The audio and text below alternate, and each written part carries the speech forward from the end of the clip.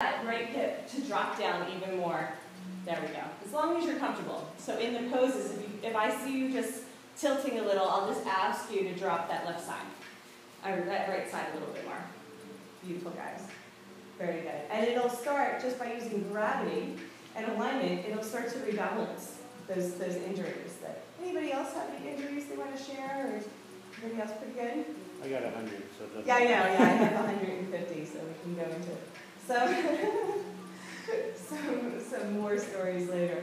So we're going to reach forward and hold on to the leg loops. So this time I'm going to pull myself forward. I'm going to keep the right knee bent and roll into the top of the left thigh. So come this way, Bob. Bend right knee, yeah. It's okay. And hold on, don't lose your anchor. Now I'm going to show you how to spread these out, just because it'll be a little bit more comfortable on the leg. This is the first lounging pose. And now I have permission to have your foot, right? Can I please record your toes? I have a big foot. It's all right. And then we come back through center. It's called a roundabout. And we're going to roll to second side. Beautiful. I can always bring it in front of you guys too. It's kind of fun. I like it. It's like, I love it. Okay, so these are the lounging poses, right? So still kind of restorative, but a little bit more intense. As we keep squaring our hips down to the ground, yes. You can always use the floor if you need to. What is it called? Lounging. Lunges. Lunges, lounges. Lounging. We're just lounging. Okay, let's all do the even more restorative version where we spread the leg loop out. Everything spreads out. Keep it down at the knee, but spread it close from the knee to the inner thigh, all the way up to the top. It'll be a little bit better on the skin for you to do it this way too. So we have to lean back at first. I'm going to reach forward. That's nice. Yeah, that's nice. We're going to grab for the outer edge of the leg loop, so the front outer edge of the leg loops. Yes. So we pull ourselves forward, right? We bend the right knee, and you have to kind of shimmy. Shimmy, yes, on top there. Good. And I pull, that's why I grab this outer edge, because I'm pulling the leg loop. So come back again. Let's try that one more time. So I reach forward. I pull the front end of the leg loop. Both sides, Bob. And that way when I come in, I'm keeping them spread out. Yes. Okay. Yeah, I know, magic. So pull, that's all right. You're good. You'll be all right. See how I have the back edge? So you're pushing it away, I'm pulling. Both of them. Pulling them in? No, away. Yeah, pushing it. I'm going to come help you, just because it is a detail. Everybody else comfortable? It's a detail, it's really kind of nice when you get it. See how it's actually a pull. So these two.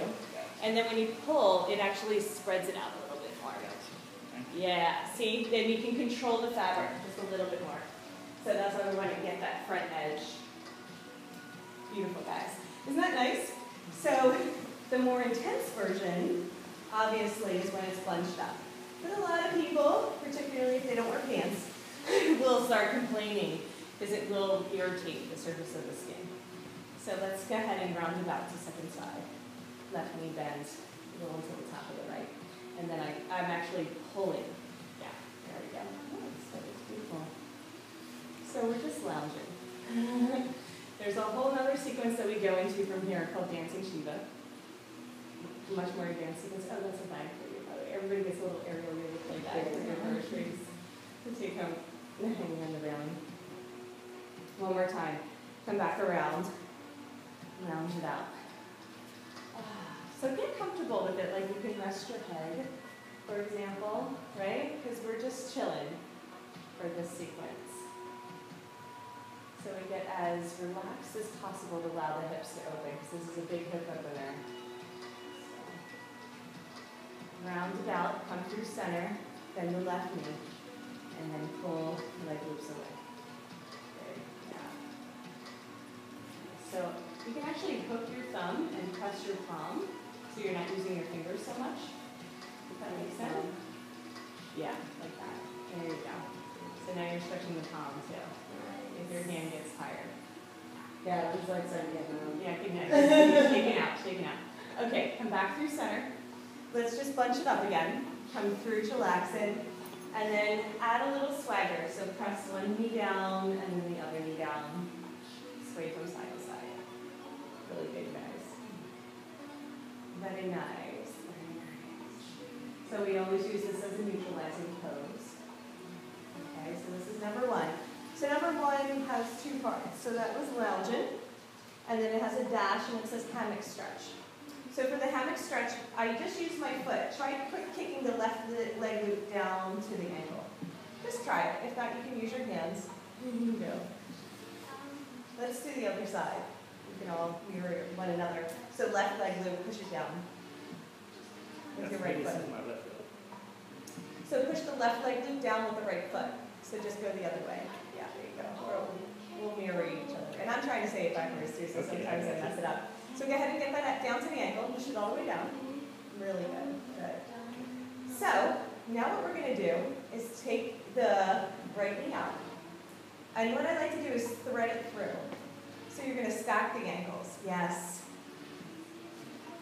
If you don't like the thread through, you can just put them on top of it. When you thread it, you get a little spacer in there. So it's a little bit better on the actual ankle joints.